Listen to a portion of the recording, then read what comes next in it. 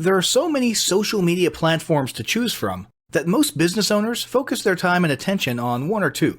When deciding which sites are best to brand and market your business, you can't forget the visually engaging pins and boards found on Pinterest. There's a few standout ways in which Pinterest varies from other social media sites. While you can follow users and they can follow you, it's not about friends and followers. Instead, it's about generating instant access to engaging visual imagery and informative pins regarding any and every area of interest. These pins can be added to a user's personal boards for future reference. Anyone can access any other user's pins by the category or keywords related to the pin. While each pin can have a bit of text or even a URL, the goal here is not the "here's where I am and what I'm doing" topic of most social media platforms. Instead, a relevant comment regarding the post and what it represents is standard. Most importantly, unlike Facebook and Twitter where your post's peak engagement is rarely more than 5 days or a few hours, pins can continue to show up in search results indefinitely. Now, if you're inclined to stick with the major players like Facebook and Twitter, don't write off Pinterest until you take a closer look at the stats. First off, let's talk about the sheer size of your potential audience. Pinterest boasts an insane 150 million active users. Yeah, you heard that right. 70 million of those are in the US, with 80 million outside the US. As can be expected, Pinterest activity is proportionately astronomical. There are over 75 billion pins, which have been posted to over 1 billion public and private user boards. Over 2 billion shopping pins are posted daily. 87% of users make purchases after seeing products or services on Pinterest, and 93% use it with an eventual purchase, online or offline, as their primary goal. Which makes Pinterest a no-brainer platform for those seeking to sell goods and services to a shopping-minded audience. And 72% of users make offline purchasing decisions based on Pinterest content. So it's not just a goldmine for online businesses. The average Pinterest user session is just over 14 minutes, which is very impressive when you compare that to most other social media platforms. 14 million rich pin articles are posted every day, and a whopping 5% of all web traffic comes from Pinterest. 80% of Pinterest users access the site from a mobile device. So mobile marketing and mobile-friendly content is very important here. And 2 out of 3 pins are posted by businesses or brands, so you've got some competition, which is actually a very good indicator for how profitable Pinterest can be. Oh, and if you happen to be in the culinary niche, guess what? There are over 1.7 billion recipes on Pinterest. As for your audience makeup, 81% of Pinterest users are women, so the Pinterest is for girls stereotype clearly has some truth to it, at least from a market research perspective. But don't worry, if your target audience is males, the percentage of males on the site is increasing rapidly, making up about 40% of new users recently. In case you were wondering, the most popular categories for these new male Pinterest users are technology, food, and drink. Big surprise, right? As for age, millennials are using Pinterest just as much as Instagram. The median age of users is 40 years old, but the most active pinners are under the age of 40. So now that we've established why you should definitely be marketing on Pinterest, let's talk about some Pinterest goals.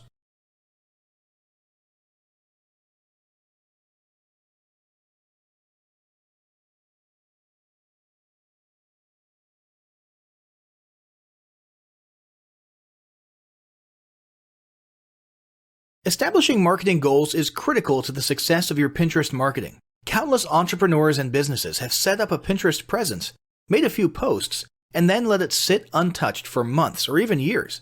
This is usually due to a lack or absence of goals. So, before you even begin establishing any sort of Pinterest presence strategy, you need to establish clear marketing goals. Your goals should be specific, measurable, and attainable. They can be long-term, short-term, or a mix of both. Deadlines and milestones can be helpful as well.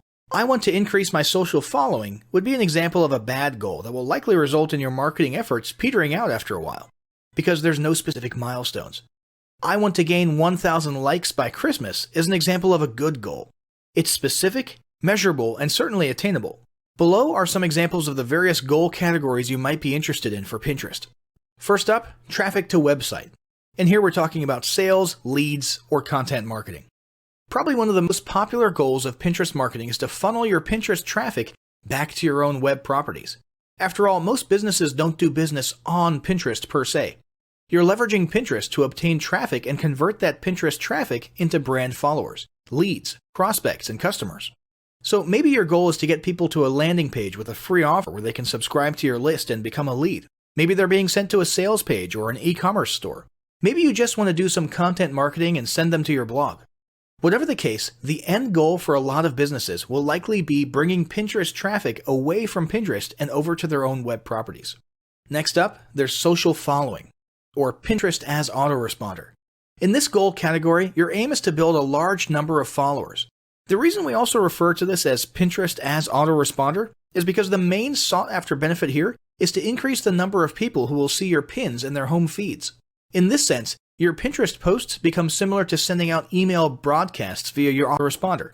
If you grow a large enough community, this can be very beneficial and turn into a huge source of free organic traffic for your business. Next, passive presence. Some businesses might have purely passive goals. Simply being present and discoverable inside of Pinterest is a benefit that has wider appeal and greater utility than you may think. In many cases, a company's Pinterest presence might supersede or even totally replace what was once the role of a blog. Your business's name, logo, a short intro statement, and a link to your website can be found on your Pinterest profile. And depending on your audience, that might be where people are most likely to seek you out rather than your website. Much like a blog, people can see your boards and recent pins. This same approach can also be used for events, communities, and brands. Next up, brand awareness. Another goal that's less thought about might be spreading brand awareness and recognition. If you're just starting out, there's a good chance your brand might be in need of a jump start. If nobody's ever heard of you, a great way to increase recognition is to simply pin and share unique, helpful, or entertaining content and get your name, logo, and overall brand identity in front of as many people as possible, as many times as possible. If this is your goal, you want to avoid being salesy in the beginning. Ensure you're focused almost entirely on posting helpful, relevant, or entertaining content. Next, there's expanding existing audiences. If you've already got an audience, your goal might be to make it bigger. This can be done via several social marketing methods. Pinning or repinning viral content, either curated or created by yourself, can lead to a huge increase in your Pinterest audience. Although creating your own viral content can be great, if you don't have time or the means to do so, you can simply leverage existing content that's already proven itself to be viral by curating or resharing it with your own comments or angle added to it. Also, a few humorous images and memes can't hurt either. Other ways to expand existing audiences can include contests, sweepstakes, and gamification. Assuming your offers and prizes are compelling enough, incentivized sharing can be very effective. Just ensure your methods are permitted by Pinterest's terms of service. After that, there's enhancing or repairing PR. This is a goal that any business can engage in. Non-sales related PR campaigns can include pinning photos or videos that foster positive value and goodwill, or even involvement in noble causes or social movements. On that last one though, be careful not to alienate half your prospects if the movement is too political or ideological. Did your business recently donate to a charity, or build a school in a third world country? Serve food at a local pantry? These are all things to pin about. These don't necessarily need to be about things that your business participated in. They can be content about general things like a heartwarming video about helping the poor or caring for the elderly. Special holidays like Christmas, Thanksgiving, or Mother's Day also present opportunities to leverage emotions, foster goodwill, and enhance your public relations. If necessary, PR repair can be done as well. If your business recently had a mishap or did something that caused negative PR, a campaign of PR enhancement like described above can work wonders in improving your public image. Last but not least, there's market research. This is a hugely beneficial goal of Pinterest marketing. If you're just starting your business or going down a new path, Pinterest can be an excellent place to learn more about your audience and your market. This can be done in a structured way by pinning to things like surveys and questionnaires, or in a less structured way by simply engaging with your audience, commenting, asking questions, and so on. Also, lurking or conversing in Pinterest boards related to your industry can teach you a ton about what your customers want and who they are. Beyond that, you can monitor your competitors' profiles and boards to see what their customers like and what they're complaining about, so you can adjust your business accordingly. Creating your own board and engaging within it is another great way to get a constant stream of market and audience data flowing into your business. Ultimately, your goal should be to come up with one or two ideal customer avatars that you can then base your marketing and product development on. All the goals you've learned about in this section require some sort of presence on Pinterest. So let's discuss how to start building that presence.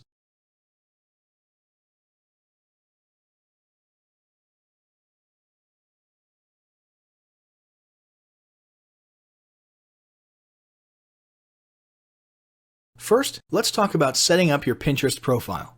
Pinterest profiles are short and sweet, but don't underestimate the importance of a quality profile. Ideally, your Pinterest account should be your business name, if it's not already taken. If already taken, get as close as possible. Or if your business is one that doesn't seem PIN conducive, like a bank or a credit union, create a business Pinterest page for an adjacent topic. Using a bank as an example, you could create a page that focuses on shameless money-saving tips. Add a clean and clear profile image. In most cases, your business logo is appropriate. However, if your logo doesn't fit well, have it redesigned to fit or substitute it with a best-selling product or even your founder or CEO's headshot. Be sure to add your website homepage URL so that anyone who finds their way to your profile page can easily be redirected. Fill out your location, where you're based or your service area. Fill out a short and engaging About Me section, letting visitors know what makes your brand unique. Next, let's talk about creating a Pinterest strategy. As with all methods of online or offline marketing, you must have a strategy in place. Since each social media site is unique, your strategy also must be unique to Pinterest. In other words, you can't just pre-schedule the exact same posts to Instagram, Pinterest, Facebook, and Twitter. That's not to say that there can't be some overlap, but each site is utilized for different purposes, so your content and strategy must reflect your purpose. Your first step will be to set some clear, specific, and measurable goals, as we discussed earlier. To begin with, you need to build your foundation. This means investing in creating an organized and relevant category of boards for both your shared pins and your original pins. Then you need to begin posting regularly to build your followers and number of pins. Once you have a foundation, continue posting at least 3 to 5 times a week with the goal of getting your website traffic from Pinterest at or above the average of 5%. To determine the percentage of those who transfer from Pinterest to your website, landing page, or linked URL, you should set up Google Analytics.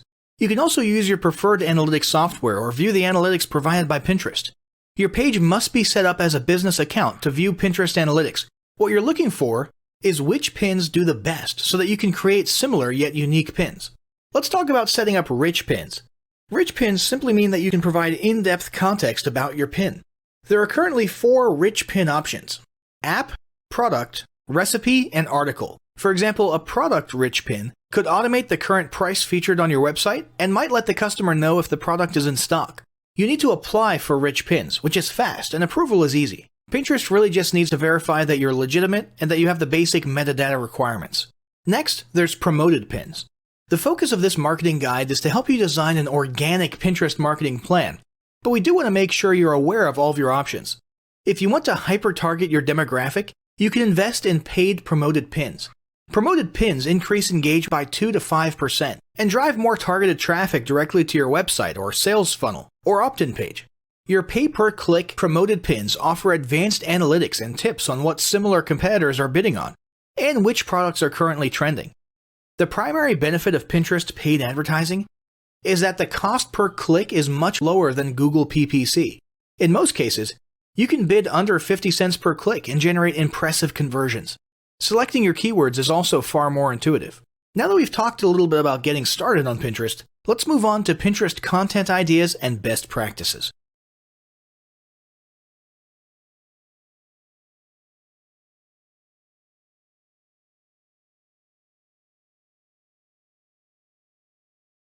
Currently, the most popular categories on Pinterest are fashion, home and garden, food and beverage, and beauty.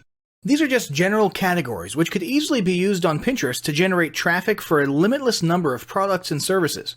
In most cases, this is a good fit for business-to-consumer advertising or B2C. But don't write off your business-to-business or B2B just yet. You just have to get strategic and creative. When looking to build your boards, and for original content inspiration, consider the following. Repins. Repinning is the fastest and easiest way to bulk up your boards. Your category boards should be designed to inspire or educate anyone who visits your site. Even though a pin is repinned, you can add your own unique comment. Just make sure the source is always clear. Next, let's talk about the importance of adding the Save Pinterest button or widget to your website. This will increase engagement on Pinterest by neatly organizing content on your site that visitors want to refer back to on their board of choice. Once saved to their board, the save has the potential to be repinned. How will they know that they can repin website graphics to their Pinterest account? When they hover over the image, the Pinterest Save button will populate. Now let's talk about quote cards. Quote cards continue to be one of the most effective pins out there. With the long list of user-friendly quote card generators, you don't even have to have graphics design skills to generate a pin worth sharing. This includes seasonal quotes, questions by industry professionals, and even original quotes and phrases relevant to your target audience. For example, 3 things only a nurse would understand. Next, recipes. Like we mentioned earlier when we were discussing statistics, there's over 1.7 billion recipes on Pinterest. Now, you don't want to post recipes if they're not relevant to your brand, product, or services, but if you're in any way related to food, health, beauty, fitness, or home, recipes can be a part of your mix. Next, there's infographics. Infographics come in many forms and are a visually engaging method of delivering fun facts, educational facts, product facts, or any information relevant to your primary target audience. Again, you can invest in infographic software to design your own. The great thing about infographics is that you can post them to Pinterest, your website, blogs, online content, and your other social media channels. You can even print them out for offline marketing purposes. These don't have to be the typical long-form infographics. They can just be a little square with 4 or 5 facts. Next, there's visually engaging imagery. If you're new to Pinterest, then now is the time to start browsing. What you're searching for is the quality of the photos that are performing well, the ones with lots of repins and comments. What you'll notice is that most of the posts look as though they're professionally photographed. You might not have the budget for professional photography, which is where do-it-yourself editing tools come in. Add a filter and adjust lighting, and you can make most photos look better. Just make sure your editing does not misrepresent the color of your product. Then there's casual product placement. Your photos and graphics need to accurately reflect your brand, but that doesn't mean your product needs to be front and center. In some cases, front and center might be the best way to go, but in most cases, not so much. For example, if you sell luxury interior paint, well, you can only have so many photos of your paint can, paint on the wall, brushes, or of painting in the act. So instead of, or in addition to those, why not post some photos of staged living rooms with your paint on the walls? Or let's say you sell fashion accessories. Your posts will get more action if you show stylish ladies sporting your fashions, as opposed to a ton of close-ups of your jewelry or handbags just laying down on a flat surface. Now let's talk about ratios for your pins. Pins that are too tall get cut off on mobile devices. And since 80% of users use mobile devices to browse Pinterest, you really don't want that. You can upload any size pin, but not all will reformat in the visually appealing manner that we're looking for. When it comes to ratios and designing your pins, keep these tips in mind. Profile photos should be 165 by 165. Your board cover image, 217 by 146. Tiny thumbnails will be 70 by 70. The aspect ratio for pins is 2 by 3 to 1 by 3.5. The maximum pixel width is 736 pixels, but you might want to aim closer to 600. Keep long pins like infographics at 736 by 2016. The ideal pin size is 736 by 1104 to 2016. Now that you have a better understanding of how to get started, you might be searching for a few best practices to make the most out of your new social media platform. Here's just a few. Number 1, follow and repin local business owners. Not competitors, but businesses you do business with, or that you're a personal patron of. Odds are they'll return the favor. Bonus points if you have a shared target audience. Number 2, start off with at least 6 boards that have at least 20 pins each. Set a goal to repin at least 5 per week to each board, and at least 3 original pins. Aim for no less than 10 boards total. Number 3, keep an eye on your competitors to see what they're doing and what works. The goal is not to copy, but gain inspiration. This includes businesses in the same industry, but in other service areas, even in other countries. Number 4, find ways to link back to Pinterest. Install the Pinterest Save widget to your website. Add your Pinterest URL to your monthly newsletter. Include it in your email signature. Or offer promo codes which can only be found by visiting Pinterest.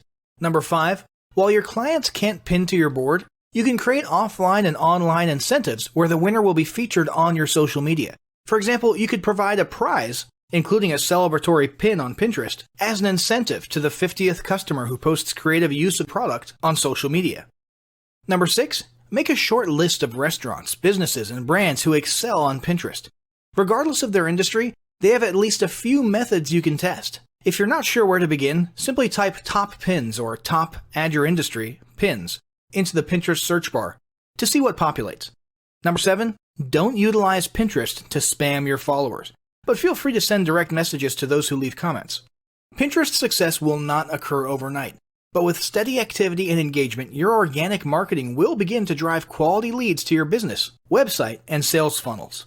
Now, as great as all this info is, it's not going to be of any use to you or your business if you don't apply what you've learned. So, roll up your sleeves and get ready to execute the steps in the following battle plan. Step 1. Spend an hour brainstorming your Pinterest marketing goals. Step 2. Think about what kind of boards and pins are most useful for your business or niche and develop a content plan. Step 3. Take 15 minutes to create and optimize a Pinterest account and at least 6 boards in accordance with what you learned in this guide. Step 4. Start filling your boards with pins, 5 each for starters, and begin implementing the best practices we discussed earlier.